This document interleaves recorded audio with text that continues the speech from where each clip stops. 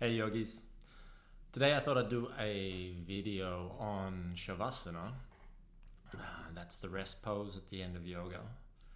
And the reason for that is that um, I've realized that there are a few yogis that don't do an effective Shavasana. And I think that it's a really easy thing to fix, so we can go through it now. Okay, so I'll start with the basics. What is Shavasana? Why do we do it? And then I'll quickly go through a few steps to get Shavasana working for you. Okay, so what is Shavasana? Well, it's a bit of a misnomer actually, because Shavasana actually means cadaver pose or corpse pose, and that refers to the rigor mortis that happens after death. And so a true Shavasana, if done as a pose, is really, really stiff. So you could imagine if someone was in a Shavasana and then the teacher would come and pick them up by the feet, they would and balance on their head. So what we do at the end of yoga is not Shavasana, but it's because it looks like it in the picture, that's how it became Shavasana. That's why we call it Shavasana. Now, a few teachers have tried to rename it. One common name has been Sukhasana, and that's just because we're taking the sthira, the stiffness, out of the pose in Sthira Sukha Asanam from the second chapter of the Yoga Sutras.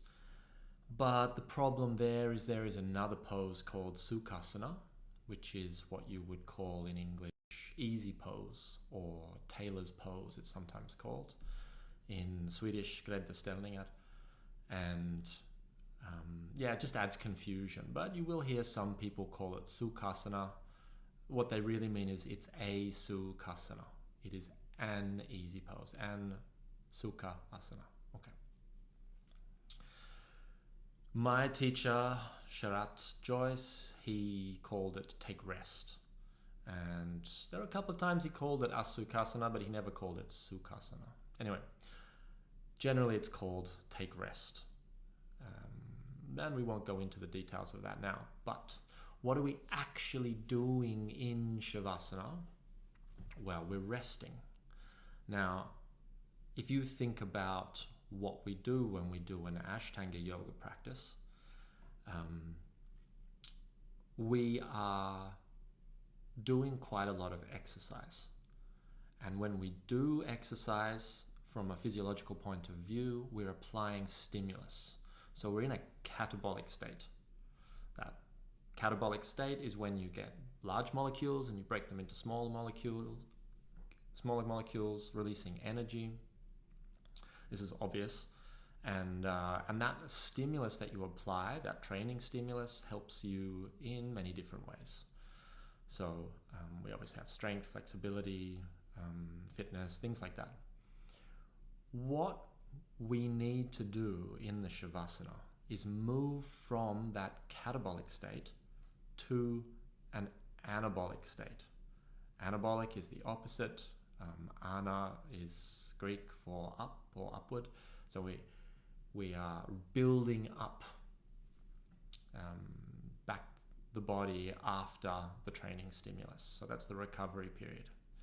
Now, if you can think about not doing Shavasana, what you would do would be to stay in that catabolic state for an extended period of time, half an hour, 1 hour, 2 hours after your yoga practice.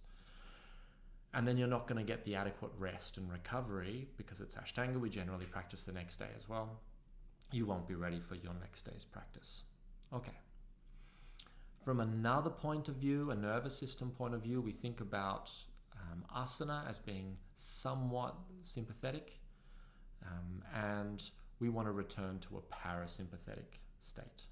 Okay, it's exactly the same thing. It's just a different knowledge framework, different type of language to describe the same thing.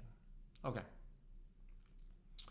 So how do we do it? Well, first we do our asana. And then one thing that's very important is the closing series. So your shoulder stand sequence, your headstand, lotus sequence, or just cross-legged if you're not doing a full lotus. these poses are already winding you down to move from that excited, sympathetic, catabolic state into a recovery state, into an anabolic state. Then we vinyasa up to the chant. We do the chant, Svasti Prajabhya, okay? Throw in an Om and vinyasa back down. Now, after practicing yoga for many, many years, many of us can just sort of click in to a Shavasana, to a rest, where we're blank. And this is actually an opportunity for many students to experience their first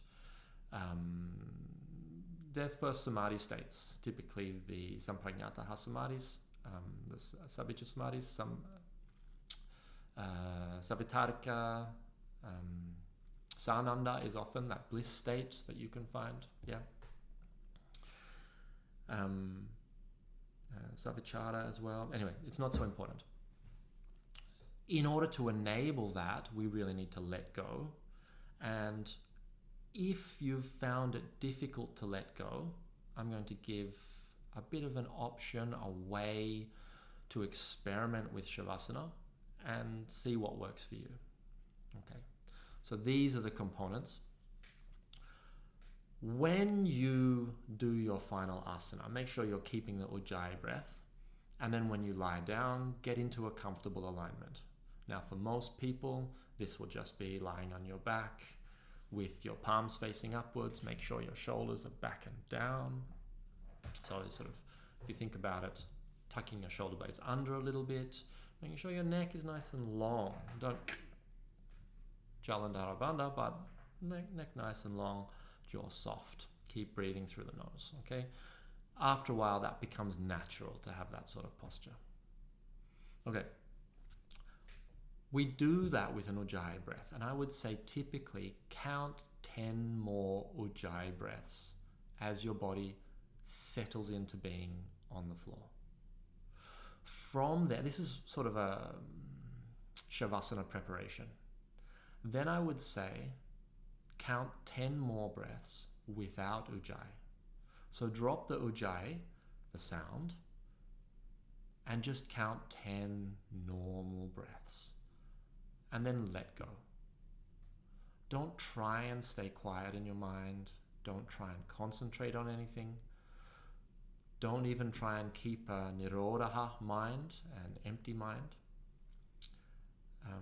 Just let your mind float off and do whatever it's wanting to do.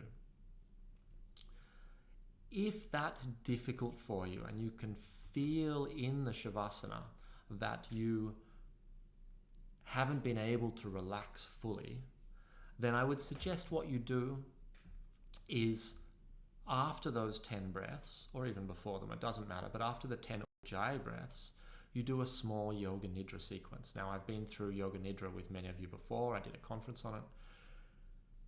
There are many different ways, and you can find information on Yoga Nidra, scripts, audio recordings, all sorts of things like that.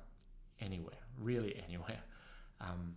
The two most useful I've found for preparing someone for Shavasana is either a visualization one, so if you can think of going deeper into relaxation, say sinking through the floor, I'll often talk students through, maybe going down through colors from warmer colors into cooler, calmer colors, into darkness. So that's sort of visualization Shavasana. Another alternative is the active muscle relaxation Shavasana. So that might be clenching and relaxing, or in other forms of tensing and relaxing, either one body part at a time or the whole body. That can be very useful for some students. Play around with it, see what works for you, but don't go into a long half-hour Yoga Nidra. This is just to release any lingering sort of tension in the body, distraction for the mind, anything that's going to keep us in that catabolic or that sympathetic state. Okay. Once you've done that, just again let go, let your mind wander, and relax. Just let go totally. And there you can spend 5 minutes, 10 minutes, half an hour, whatever you want in Shavasana. Usually your body will almost wake up a little bit after about 5 or so minutes, where you feel it's done. And this as well comes with practice. So I'll quickly recap. Why do we have Shavasana? Well, it's to move our body from this training state to a recovery state. Yeah. And what are the main stages? Well, they're not usually necessary for someone who's practiced. The body learns to go into a Shavasana and just relax of itself. But for a beginner, it can be useful to start off with some Ujjayi breaths, and then some regular breaths, and then maybe a Yoga Nidra style sequence if that's necessary, and then just letting everything go. All right, yogis, see you on the mat.